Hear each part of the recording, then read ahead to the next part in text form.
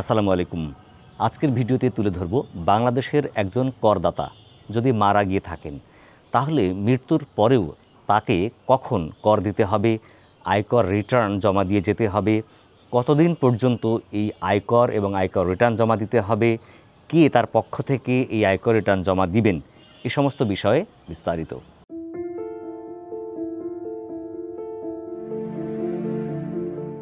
এখন আপনার ইনকাম যদি করযুক্ত হয় বা কর দিতে হবে এমন লেভেলের হয় তাহলে অবশ্যই প্রতি বছর আপনাকে আয়কর দিতে হবে। একই সাথে আয়কর দিচ্ছেন তার প্রমাণস্বরূপ আপনাকে আয়কর রিটার্নও সাবমিট করতে হবে। এই আয়কর দেওয়া, আয়কর রিটার্ন সাবমিট করার প্রক্রিয়া চলতে চলতেই হঠাৎ যদি আপনি মারা গিয়ে থাকেন তখন কি হবে? মারা যাবার পরেও আপনার সম্পত্তি থেকে যদি আপনার উপার্জন হয় এবং যে উপার্জন আয়কর যুক্ত থাকে বা আয়কর দিতে হবে এমন লেভেলের উপার্জন হয়, তারপরেও আপনাকে আয়কর দিতে হবে, একই সাথে আয়কর রিটার্নও সাবমিট করতে হবে। উদাহরণ দিয়ে যদি বলি, আপনি একটি চাকরি করেন, চাকরি থেকে প্রতি মাসে যে ইনকাম আসে সেই ইনকাম আপনার আয়কর যুক্ত, অর্থাৎ কর দিতে হয়। এখন আপনি মারা গিয়েছেন, এখন কিন্তু আপনার এই ইনকামটা বন্ধ হয়ে যাবে, কারণ আপনার চাকরি নাই, আপনি চাকরি করতে পারবেন না, চাকরি থেকেও আর ইনকাম আসবে না। ফলে আপনি যখন মারা গেলেন আপনি কিন্তু আর প্রতি মাসে মাসে বেতন পাবেন না। ফলে আপনার জন্যে আর আয়করও দেওয়া লাগবে না বা আয়করের রিটার্নও সাবমিট করা লাগবে না। অন্যদিকে যদি এমন হয় যে আমার ইনকাম সোর্স শুধু চাকরি না, মানে আমি চাকরি করি কিন্তু এই চাকরি আমার একমাত্র উপার্জনের সোর্স না, এছাড়াও আমার নানাবিধ উপার্জনের সোর্স আছে। যেমন আমার একাধিক গাড়ি কিনে রাখা আছে, গাড়ি থেকে প্রতি মাসে ইনকাম আসে। আমার একাধিক বাড়ি আছে, বাড়ি থেকে আমি বাড়ি ভাড়া পাই। আমার ঢাকা শহরে হয়তো 6 তলা বা 10 তলা একটি বিল্ডিং আছে, ওই বিল্ডিংয়ের প্রতিটা ফ্ল্যাট ভাড়া দেওয়া, ওই ফ্ল্যাটগুলো থেকে আমার প্রতি মাসে ইনকাম আসে। আমার কোনো মিল, কলকারখানা, ইন্ডাস্ট্রি বা শেয়ার মালিকানা থাকতে পারে, সেখান থেকে আমার ইনকাম আসে। আমার এমন কোনো সম্পত্তি আমি রেখে গেছি মারা যাবার পরে, যে সম্পত্তি থেকে প্রতি মাসেই ইনকাম আসছে এবং সেই ইনকামটা করযুক্ত ইনকাম, তখন আমার মৃত্যুর পরেও কর দিতে হবে। তবে খেয়াল রাখতে হবে ওই সম্পত্তি যদি আমার নামে হয়। এই বিষয়টি একটি উদাহরণ দিয়ে আমি ক্লিয়ার করি। ধরুন আব্দুল বারেক, তার ঢাকা শহরে একটি 6 তলা বাড়ি আছে, আর কোনো তার সম্পত্তি নেই, শুধু এই বাড়িটাই তার ইনকামের সোর্স এবং এই বাড়িটা আব্দুল বারেকের নামে। এই বাড়িটা ওই বারেক সাহেবেরই নামে, তার আছে 2 ছেলে 2 মেয়ে। তিনি মারা যাবার সময় এই বাড়িটা তার নামেই ছিল। এখন ওই বাড়ি থেকে ইনকাম আসে প্রতি মাসেই, যেটা করযুক্ত ইনকাম। তিনি মারা যাবার আগে এই বাড়িটা কাউকে বন্টন বা দান করে দিয়ে যাননি, কারো নামে রেজিস্ট্রি করে দিয়ে যাননি, তার নামেই ছিল, তার নামেই আছে। এখন কিন্তু এই বাড়ি থেকে যে ইনকামগুলো আসতে থাকবে ধারাবাহিকভাবে, সেটা ওই বারেক সাহেবের নামের ইনকাম এবং বারেক সাহেবের ইনকাম। এখন তাহলে কিভাবে আয়কর রিটার্ন জমা দেওয়া হবে? ওই বারেক সাহেবের কিন্তু 2 ছেলে 2 মেয়ে আছে, তারা হয়তো স্ব ক্ষেত্রে কর্মসংস্থানে জড়িত আছে, কেউ বিদেশে থাকে, কেউ দেশেই থাকে, কিন্তু তারা এই টাকায় নির্ভরশীল না, বা নির্ভরশীল হলেও অসুবিধা নেই, কারণ ইনকামটা হচ্ছে ওই বারেক সাহেবের নামে।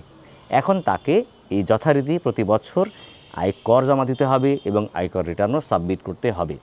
এখন প্রশ্ন হলো, তিনি তো মারা গিয়েছেন, তাহলে কিভাবে তিনি আয়কর দিবেন এবং কে তার আয়কর রিটার্ন জমা দিবেন?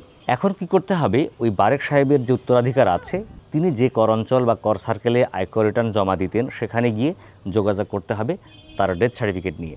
যোগাযোগ করার পরে কর কর্মকর্তারা বারেক সাহেবের সন্তান বা স্ত্রীর মধ্যে একজনকে মনোনীত করে দিবেন যে এই ব্যক্তি এরপর থেকে বারেক সাহেবের নামে আয়কর জমা দিবেন এবং আয়কর রিটার্ন সাবমিট করবেন। এই মনোনীত করার জন্যে ওখানে যে উপকর কমিশনার আছে, তিনি একটি নোটিশ জারি করবেন। সেই নোটিশের ভিত্তিতে নির্ধারিত হবে যে কে তার উত্তরাধিকার, যিনি বারেক সাহেবের আয়কর জমা দিবেন এবং আয়কর রিটার্নও জমা দিবেন। এখন প্রশ্ন হলো যে কতদিন জমা দিবেন? পিতা তো মারা গিয়েছে, পিতা আর নেই, তার পক্ষ থেকে কতদিন আপনারা ঝামেলা বই নিয়ে বাড়াবেন?